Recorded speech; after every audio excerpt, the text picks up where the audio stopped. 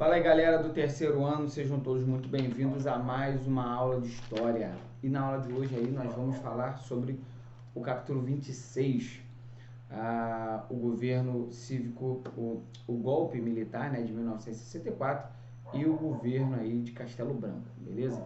Então, vamos lá.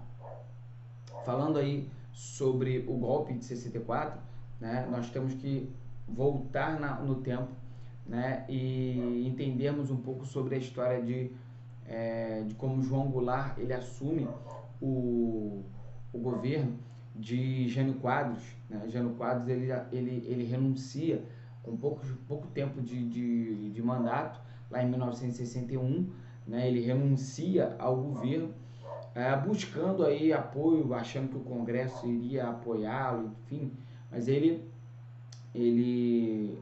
renuncia, e uma vez renunciando, né, quem assume o cargo no lugar dele é João Goulart. João Goulart, que era considerado comunista pela direita brasileira, por quê? Né? Porque ele defendia muito essa questão da reforma agrária e tal, e também ele já tinha sido ministro do Trabalho lá de Vargas. Ele também foi o vice de Juscelino Kubitschek, também foi vice de Jânio Quadros, né? E agora ele estaria assumindo a presidência.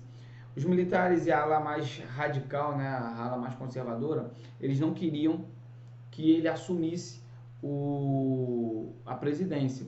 E aí, o que o líder do Congresso, o presidente do Congresso propôs, né? Fazer um parlamentarismo. Então eles criaram o parlamentarismo no Brasil e o parlamentarismo durou de 1961 a 1963, para que João Goulart ele pudesse governar, tá? Mas na verdade ele ficaria como presidente, mas o poder realmente estaria na mão do primeiro-ministro e também do Congresso, tá? Mas em 63 o parlamentarismo não conseguiu resolver os problemas sociais que existiam no Brasil. O Brasil estava num momento de radicalização muito forte, tá? E o que aconteceu? Em 63 houve um plebiscito onde a população brasileira ela pediu a volta do presidencialismo, tá bom? E aí o que aconteceu? A partir daí, quando João Goulart ele assume a presidência com plenos poderes, ele começa ele tem um governo bem conturbado, mas ele começa a tentar implementar as chamadas reformas de base, que eram baseadas aí na reforma agrária, na reforma urbana, na reforma educacional e também na reforma tributária.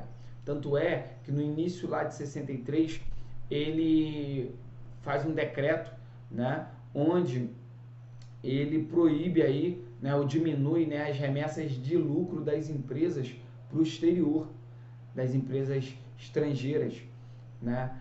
Ele começa defendendo essas reformas de base e ele começa a tentar passar essas reformas a partir de decretos, tá? E isso desagrada muito aos conservadores, né, que não viam João Goulart com bons olhos na questão dele ser comunista, né? Porque também o pano de fundo que nós tínhamos aí a Guerra Fria, né? Um lado dos Estados Unidos, do outro lado da União Soviética. E aí, o João Goulart ele resolve de forma mais declarada e aberta, quando ele faz aí, ele se aproxima muito das ligas camponesas, da UNE, de vários grupos de esquerda. O que acontece? Ele assume aí um papel totalmente de esquerda, né, e se une às esquerdas para poder governar. Tanto é que no dia 13 de março de 1964, ele reúne essa esquerda, reúne os seus apoiadores na marcha lá da Central do Brasil, aonde ele reúne cerca de 150 mil pessoas. Os números não são muito precisos, mas ele defende com ênfase as reformas de base, né, que mexeriam totalmente na sociedade, em todo o projeto que o Brasil já vinha desenvolvendo, né, em toda a sociedade brasileira, e com isso ele defende fielmente e ferrenhamente a reforma de base e contraponto em resposta a essa movimentação lá na Central do Brasil, nós temos a manifestação chamada Marcha da Família com Deus pela Liberdade em São Paulo, que aconteceu em São Paulo no dia 19. A dele foi dia 13, no dia 19 houve uma outra manifestação com cerca de 500 mil pessoas, né, pedindo a intervenção militar e contra, né, na verdade, contra as reformas de base. E esse grupo eram de conservadores, né, grupos religiosos, enfim, era realmente o grupo mais conservador e tentou bater de frente com a manifestação dele. Junto com isso, ele também houve, né, nesse mesmo ano, aconteceu uma manifestação de alguns militares, alguns marinheiros de baixa patente, né, que não estavam satisfeitos com algumas ações do alto comando da Marinha, pedindo aí melhores condições de trabalho, enfim. E João Goulart resolve fazer um pronunciamento apoiando esses marinheiros de baixa patente, cabo, enfim, e ele até anistia eles, né, das punições relevantes referentes ao que eles fizeram. Isso bate de frente com os anseios e o que os militares de alta patente já tinham definido, né? Isso foi considerado aí uma quebra de hierarquia, quebra da segurança nacional, da estabilidade política, e esse foi um dos estopins, um estopim aí para deflagrar o golpe militar, tá? Além do que também ele, né, dentro aí dessa manifestação do dia 13, ele também falou que iria desapropriar algumas refinarias de petróleo, enfim, os discursos dele realmente estavam tendendo muito para o socialismo, para o comunismo, e temendo isso, os militares resolveram dar o golpe, e no dia 31 de março, né, Olímpio Mourão Filho, ele sai de Juiz de Fora, com as suas tropas de Juiz de Fora, em direção ao Rio de Janeiro, e no dia 1º de março eles estabelecem aí o golpe militar. No dia 2 de abril, né, dia 1º de março ele sai, chega no Rio de Janeiro dia 1º de abril, e no dia 2 o presidente do Congresso declara vaga a presidência da República, tá? E interessante, que é importante nós dizermos, é que esse movimento, né, esse golpe, né, militar, não teve nenhum tipo de ação contrária a esse golpe, tá? Não houve nenhuma reação, tanto de João Goulart, quanto dos seus apoiadores. Ninguém fez alguma ação contra. João Goulart ele foi para o Rio Grande do Sul, né, onde lá estavam armando aí um contragolpe, mas ele mesmo não participou também, né, e preferiu o exílio e fugir do país, tá bom? E falando um pouco sobre o golpe militar, né, foi isso aí. Entramos no período aí do governo do Marechal Castelo Branco, tá? Então, após o golpe dado lá em 1964, né, assim, após né, esse golpe, falando aí do governo de Castelo Branco, é instaurado o AI-1, né, que aumenta o poder do presidente e convoca eleições para o dia 11 de abril de 1964. E o que acontece? Essas eleições são indiretas, aonde o Congresso eles elegem o Marechal Castelo Branco, que era pertencente à chamada linha branda da ala militar. Por que linha branda? Porque eles acreditavam, essa da linha branda, ou que a gente chama de Sorbonne, né? Eles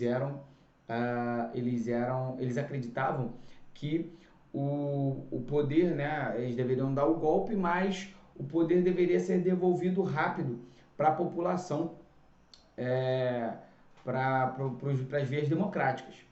Já em contrapartida, contrário a eles, nós temos a linha mais dura, né? A linha dura dos militares, que acreditavam que eles só poderiam devolver o poder ao povo, ou devolver ao sistema democrático, somente a partir deles conseguirem acabar com todo o resquício de comunismo dentro do setor político brasileiro. Tá? Logo no seu início de mandato, ele começou realmente a perseguir todos os comunistas e as pessoas que eles achavam, né, que eram comunistas, e as que apoiavam João Goulart nas reformas de base. Tá? Então, ele instaurou aí o CNI, que era o Sistema Nacional de Informação, que dava todas as informações aos órgãos competentes sobre as pessoas que faziam parte do comunismo, que eram comunistas, enfim, que estavam no governo.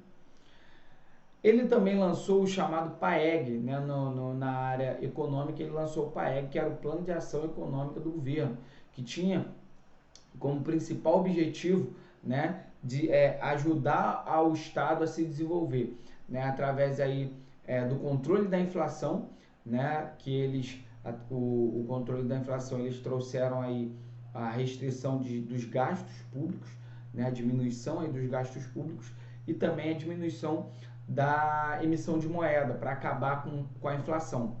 Também, por outro lado, esse PAEG também ajudou também na diminuição do endividamento, né? A ideia era saber quanto estava devendo, como que estava o endividamento, e também a retenção de despesas, né? E também centralização dos impostos, né? Centralização da máquina pública na arrecadação de impostos. Foi nesse período também que eles criaram o FGTS, né, com o objetivo aí de poder ajudar o trabalhador, né, caso fosse mandado embora, enfim. Né, e também foi uma forma do governo também controlar parte desse dinheiro para ajudar em outras áreas do governo. Até mesmo esse FGTS, ele é praticamente, né, um imposto, né, onde o trabalhador depois pode sacar esse dinheiro somente em caso de demissão sem justa causa, ou para comprar casa própria. Em 1965, né, as eleições estaduais, as eleições para governador e prefeito, ela foi feita, mas quem venceu na maior parte das áreas, né, foram opositores ao regime, opositores a Castelo Branco. O que aconteceu? Ele lançou mão aí em reação ao chamado AI-2, né, que era o ato institucional número 2. Eu não falei, mas é bom a gente lembrar aqui que os atos institucionais eram decretos. Isso aqui é muito importante, porque os atos institucionais que foram lançados aí, né, todos eles são muito cobrados no Enem, em qualquer prova aí que vocês vão falar, que vocês vão ver sobre o período militar. Então, o ato institucional número 2 autorizava o presidente a fechar a Assembleia Legislativa, fechar o Congresso, e convocava também eleições para 1966. Tá? E também o AI-2, ele extinguia os partidos políticos. Tá? Aquela pluralidade, ou vários partidos, acabou. A partir do AI-2, você só poderia fazer parte de 2 partidos. E aí nós temos dois partidos que passaram a fazer parte aí, a partir do AI-2, que era o Arena, que era a Aliança Renovadora Nacional, que apoiava o governo, que apoiava os militares, e o MDB, que era o Movimento Democrático Brasileiro. O MDB ele era uma oposição, né, uma oposição branda, né, uma oposição permitida, né? Eles eram a chamada oposição eles eram aí a oposição dos militares, tá? Desse outro partido. Em 1966 nós temos o lançamento aí do AI-3, tá? Que convocava, né, as eleições indiretas, né, para governadores e prefeitos, né? Em 1966 nós temos as eleições indiretas e também nós temos após o AI-3 nós temos o AI-4, né, que convocava o Congresso para fazer uma nova Constituição. Que Constituição era essa, Leonardo? Essa Constituição, ela tinha como objetivo juntar todos o AI-1, AI-2, AI-3 e o AI-4 nessa Constituição, fazendo com que o presidente ele tivesse poderes ilimitados, tá? Dando mais poderes ao presidente e aí tentando criar áreas de legitimidade no governo, tá? O poder do presidente limitado,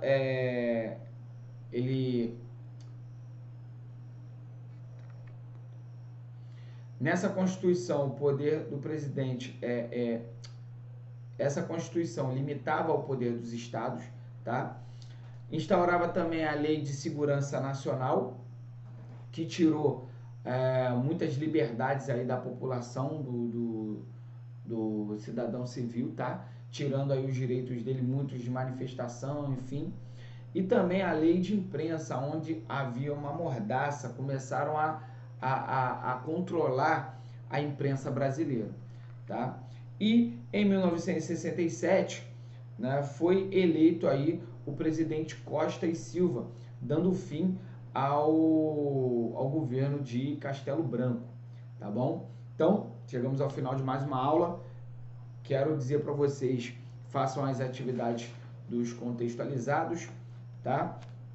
E também as atividades propostas para casa, valeu? Galera, um grande abraço, valeu, tchau!